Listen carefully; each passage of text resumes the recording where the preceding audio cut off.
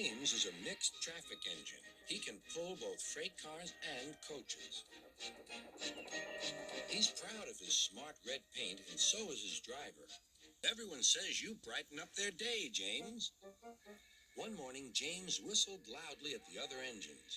Look at me. I am the smartest, most useful engine on the line. Rubbish, replied Thomas. We're all useful. Sir Topham Hatt says so, and he's head of the whole railway. You know what, James? Added Percy. What? Replied James. You're getting all puffed up. James huffed away. Later, he was still boasting. I'm the pride of the line. I saw you pulling freight cars, snorted Gordon. You're only a goods engine. I pull coaches, too.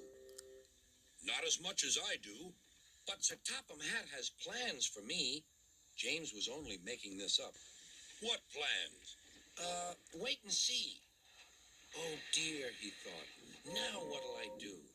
Thomas was shunting shining new coaches. Good morning, James. Are those coaches for me? Asked James hopefully. No, these are for Gordon's Express. I'll fetch your freight cars next. But James was going to play a trick on the other engines. Actually, Thomas, I'm taking the coaches. Sir Topham Hatt asked me to tell you. What about the cars? Asked Thomas. Give them to Gordon. Come on, Thomas, said his driver. Orders are orders. So when James's driver returned, James was coupled to the coaches and he puffed away.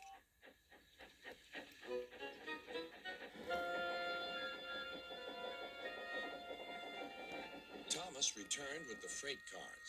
Where's the express? Thomas told him about James. And so here are your cars. Gordon was very cross, and so was his driver.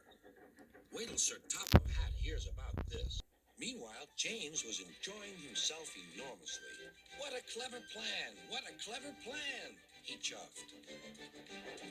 Then he saw Sir Topham Hatt. Some jokes are funny, but not this one, James. You have caused confusion.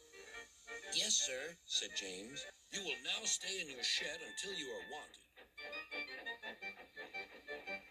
The other engines teased James. I wonder who'll be pulling the express today, said Gordon. I expect it'll be you, replied Henry. James is stuck in the shed for being silly. Next morning, he went back to work. Hello, whistled Thomas. Good to see you out and about again. I'm sorry I tricked you, said James. Are these my cars? Yes, replied Thomas kindly. They are pleased to have you back. James set off to the harbor with his train of freight cars. He bustled about all day, pushing and pulling them into place.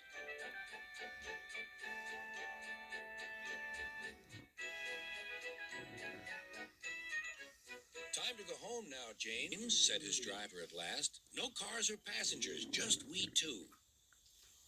But his driver was wrong. Excuse me, called a man. I have a meeting with Sir Topham Hatt, and I mustn't be late. May I ride back with you? Of course, replied James's driver. Then he whispered to James, This gentleman is a railway inspector. James was most impressed. He steamed along the line as smoothly and quickly as he could.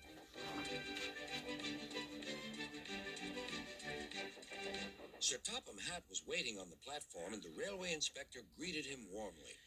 This clever engine gave me a splendid ride. You must be proud of him.